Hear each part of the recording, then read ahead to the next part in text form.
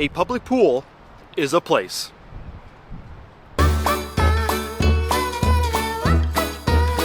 If there is one thing that Nintendo loves doing, it's giving Mario and his friends places. We all know that Princess Peach and Bowser have their own castles, but the other Mario characters have gotten landmarks where whole games revolve around them. In more recent times, Nintendo's given Mario 2 whole galaxies, and Yoshi what is essentially my wife's side of the bedroom. However, Nintendo has been doing this for almost as long as they have been producing games. Yoshi had an island, Luigi owned a mansion, Mario ran a cement factory. Wait, a cement factory? What does it do with Wario? Cement factory? What? Kirby's crematorium. And heck, good old Donkey Kong got a whole country to himself. And don't worry, Nintendo did not forget about the man we all aspire to be one day, Wario. After his first appearance in Super Mario Land 2, Wario started to get his own games where he got his own wooded area and his own set of land. And then more land. And then more land. And then more land. And then more land. Sheesh, the guy is really claiming a lot of land for his own. What an American! All of these titles are 2D games, making it the primary style of gameplay Wario fans knew to be associated with the character before he went on to mainly be the face of a new microgame series, WarioWare. But between Wario's 2D era and the dominance of the WarioWare series, there was a point when Wario had his own world in Welcome to Wario World! Wario World, released in 2003 for the Nintendo GameCube, was the first and only solo Wario adventure that had 3D controls and gameplay. That alone makes it sound like an iconic title when it comes to the games where Wario is the main character, but oddly enough, the knowledge of this game is similar to the opinions of pineapple on pizza. Most people think pineapple on pizza is gross, while a small portion of people think it tastes great. And then there's that one guy who puts anchovies on his pizza. I mean, what the hell is that about? So for Wario World, there seems to be a small portion of gamers who know and have played this game before, while most gamers forgot this game existed or have just never heard of it. And for that small portion, not only do they know about the game, but they also say it's one of the most underrated games and deserves more recognition. Those opinions are so intriguing, but only come from a handful of gamers, so I want to find out, is Wario World deserving to be praised more around the globe? Or is it a world better off lost than found? Let's get into it. The story of Wario World begins by explaining the origin story of this black jewel that was spreading evil around the world, but was then contained and stored under ancient ruins until Wario dug it up and kept it for himself. We then see the inside of this grand castle where Wario is sitting down on a throne, laughing like the average white person watching Friends.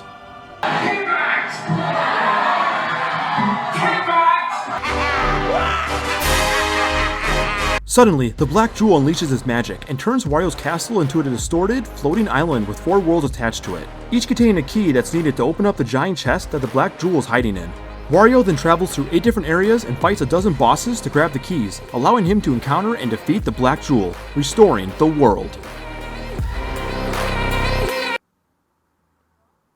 Yeah, I kid you not, that's the entire story. In terms of storytelling, Wario World is about as dull as you can get.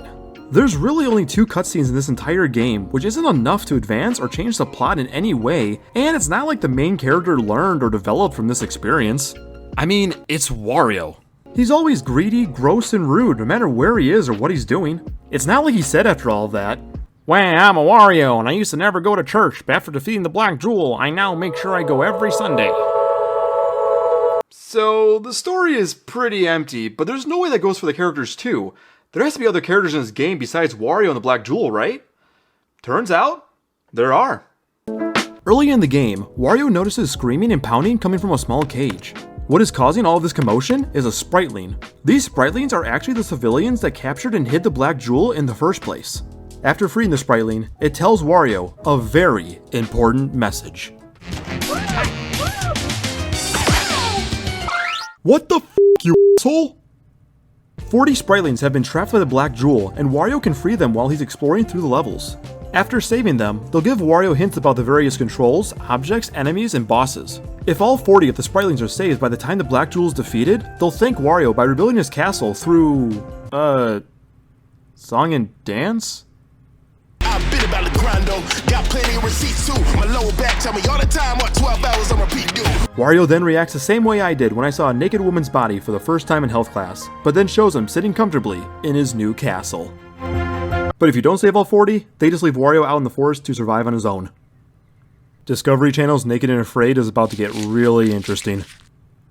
The Spritelings are obviously on Wario's side, but the Black Jewel isn't alone either. The Black Jewel creates what it calls evil spirits to run around and torment the land.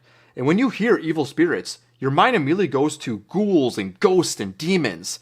So these enemies that Wario has to go up against have got to be absolutely horrifying.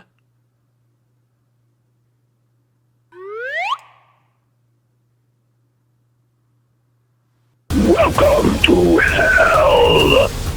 Yep, all of these evil spirits unleash, and what we get is King K. Rool during his nighttime gig. I mean, seriously, how are these considered evil? There's a gummy frog ape, magnets with wings, something that I regretfully can only describe as a sexy, sassy pig bull? What? A ram? Yeah, just a ram. And a whole lot of early Pokemon concept designs. This thing right here is just off-brand Blastoise.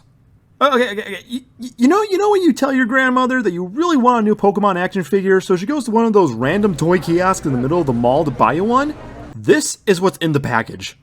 Here you go, sweetie. I got you one of those pack-gay monsters you wanted. Squirt, turt. And this little dinosaur right here, this is just lobotomized Charmander. You take Charmander, grab a needle, and Now, there are some enemies and bosses that are a little bit more on the creepy side and could be an evil spirit, all things considered. There's clowns, fossilized dinosaurs, a giant spider, a skeletal pirate, a baby doll, because apparently fighting babies was the hip thing to do during that time?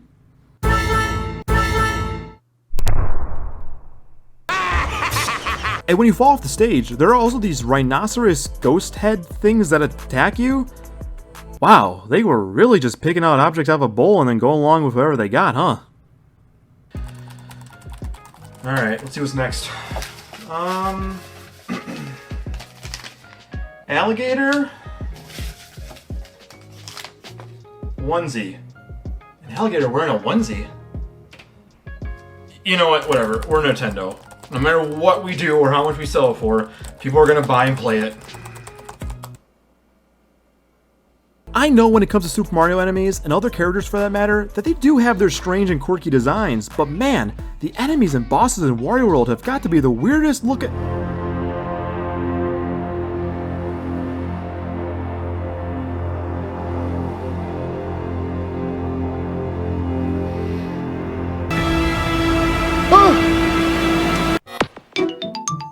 Oh, okay, we're fine. I reset my GameCube, so now we can get back on track. Oh, Wario! We still need to talk about Wario! Like I stated before, this is the first time Wario has been put into a platformer with 3D controls. He still has the abilities and statistics from the Wario Land games that we all know to be associated with him. He's strong, he can ground pound, and perform his iconic shoulder bash. With the change from a 2D to 3D style of gameplay, however, it does allow Wario to perform more attacks and expand on his current moveset. Wario can now shoulder bash and jump to perform a spinning long jump. When it comes to newer attacks, Wario can pick up heavier enemies and objects and spin them around to hit nearby enemies, spin them around and throw them, and pile drive them by jumping and spinning them downward into the ground for a big impact. Yeah, it's really just a lot of spinning. Also, Wario can do this.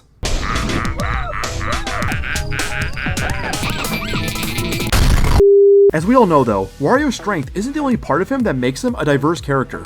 He's rude, he's foul, he's ruthless. Heh, what an American. And all of those personality traits come forth as he beats up foes. After throwing an enemy, he'll scream. Get out of here! And for most other finishers, he'll heckle. Have a rotten day! Hearing Wario say all of these mean quotes while fighting makes the character feel more alive and honestly makes fighting the enemies for the player a lot more enjoyable because listening to Wario trash talk is so funny and keeps the entertainment going. However, the most creative way they showcase Wario's personality is actually when you pause the game, which at first sounds really confusing, but pulling up that pause menu starts an amazing symphony.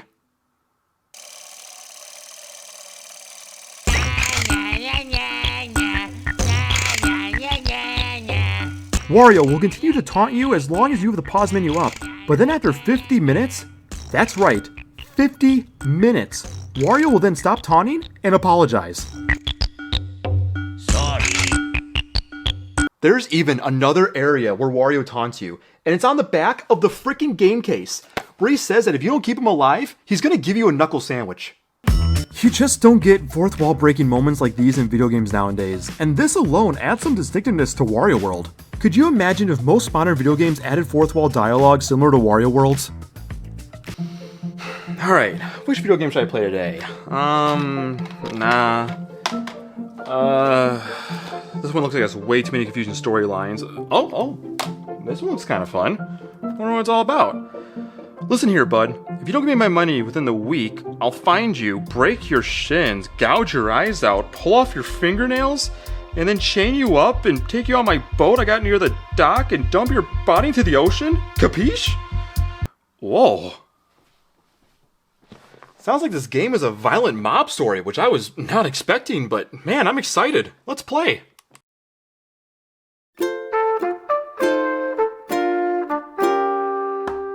It almost seems like Wario in Wario World is one of the best iterations of the character in a video game. Rude behavior, strong attacks, and staple abilities. Considering all of that, that must be the reason why people think Wario World is so underrated. Yeah, I do think that has a huge factor to that opinion, but I wouldn't say it's the best one. Let's look at the front of the case again to see the real highlight of this game. So let's see if we can get a little closer. Let me straighten it out here. Oh, there it is!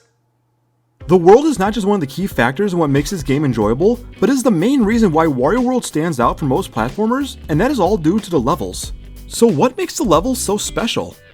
Well, there are only 8 of them to play through, which I know isn't a lot, and to get from the beginning of the level to the end only takes about 5-10 minutes tops. But that's only the case if you don't 100% each level. Each level has various objectives to complete and collectibles to obtain. Taking the time in each level to find all of the collectibles and finish the objectives is when the game becomes challenging and is honestly when the game becomes a fun time for the players, converting the levels from a 3-minute jog to a 30-minute adventure. Now I know, 100% in games is not everyone's cup of tea, because most of the time it can be too long, too exhausting, and in the end, not worth it.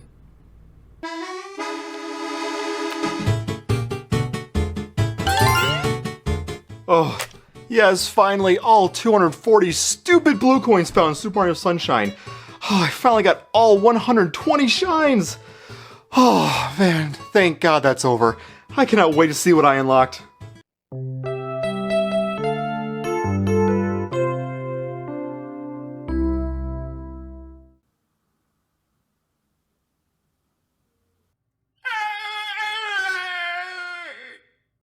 However, 100% in Wario World is different in the sense that it doesn't just add more time to your playthrough by being a side task, but rather add more time to your playthrough by being an extra experience. An experience that is easily encouraged by the levels and their designs, which I can easily describe to you as very short, contained 2D open worlds with 3D exploration.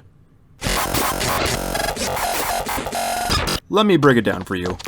Like I said before, running from the beginning to the end of a level in Wario World will only take you about 5-10 minutes. And remember, you're not Sonic the Hedgehog here, you're Wario.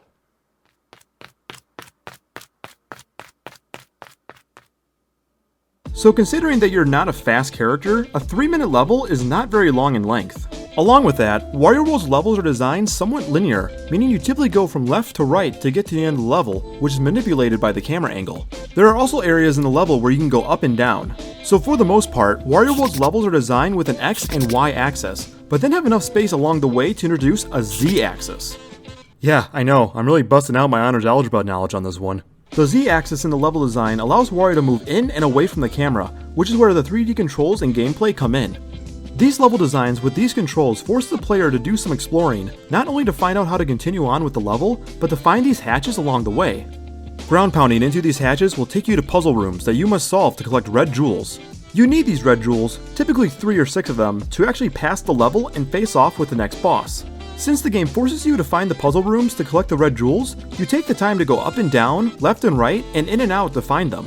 While you are doing that, you will find other objects to collect, some that will actually help you along the way. There are other Spriteling boxes to break open so that you can receive hints, but there are also golden statue pieces that will not only build a Wario statue, but will also increase your health if you find all 8 of them in a level. There are also artifacts that can be collected by mashing a colored button, then finding a treasure box on a pad that matches the button's color. The artifacts are mostly jewels or golden objects, but some are actually Nintendo products. You can actually find a Nintendo GameCube at the top of a pyramid in the middle of the desert. Yeah, I mean, we all knew King Tut was a Falco main. Along with that being the main design of the levels, each one has their own gimmick and atmosphere. There's a forest with beanstalks to climb up, a mansion where you have to use mirrors to find your way through and to collect treasure, and an icy mountain with slopes to slide down that have treasures on them. And if you go down and miss the treasure, then you gotta go all the way to the end of the level to get back on the balloon to try again, and damn it! The levels in Wario World are like nothing else I've seen before in a video game. The levels are short, but have so much area to explore, and because there's so much to explore, it feels so open, but also just contain enough to where you won't feel lost. They look 2D while feeling 3D, giving players who like platformers in one or both of those styles something to enjoy. They force you to search and hunt, letting you solve puzzles and find collectibles along the way to fulfill and maximize your gaming experience. I must say, after discussing and going through Wario World, I can't help but admit that I fully agree with a small portion of gamers that believe that this game is very underrated. So that must also mean that I fully agree with them that this is one of the greatest GameCube games ever produced, and it is up there with the other titles in the Super Mario franchise. Nope. You know those movie franchises that get a Christmas spin-off special that don't relate too much to the main plot of the series? Wario World is that Christmas special. Those Christmas specials are somewhat shorter stories that have characters we enjoy be a part of a unique situation, like saving Santa. Okay, but seriously, have you guys ever noticed that almost every Christmas special involves the protagonist saving Santa? Like, Christmas is always in trouble. Like, what the hell are you guys doing? Step the hell up. But anyways, we enjoy those specials because of the new story it is giving us with characters and worlds we are familiar with, but we only enjoyed them occasionally because of there being no impact later on. Wario World is an enjoyable game due to Wario's incredibly fun attacks and characteristics, the level's unique structure and objectives, and even the wacky designs of the enemies and bosses. Besides that though, there's really not much else to Wario World that gives off a satisfying feeling after you beat the final boss. There's not really an in-depth story to be told with no impact on Wario or the Super Mario World, meaning that the events of Wario World don't get brought up again, and the side characters, like the Spritelings, don't stay relevant afterwards, unlike characters like Rosalina. 100%ing the game is fun and challenging in its own way, however, you don't unlock any new content after the fact like bonus levels or alternate costumes. All you get is a different picture as your ending after the credits. And even if you do 100% Wario World, it is still a relatively short game, making your whole playthrough clock in at around 5 to 6 hours. So yes, I do believe Wario World is an underrated game, not as a great game, but as a simple game. Wario can do so much, but the controls aren't complicated, the levels don't feel massive while containing a ton of content to interact with, the enemies and bosses are fun to fight, and the story is very easy to follow. If you're a Super Mario fan, or even a Wario fan for that matter, I wouldn't be surprised if Wario World isn't your favorite game, or even considered to be one of your favorites. However, I do believe that if you've never played Wario World before, you should give it a shot. It's a simple adventure with levels unlike any other where you play as a crazy fun character like Wario. Just like treasure hunting, you may find this game to be of great value or maybe nothing special, but you won't know until you hop into the world and explore. So while we were discussing Wario World, we talked about the story, Wario himself, the levels, the side characters, and the enemies and the bosses. Looks like we hit all the talking points for this video, which means that the Spritelings are going to build me a ginormous golden castle. Take it away, you jelly bean gnome looking things.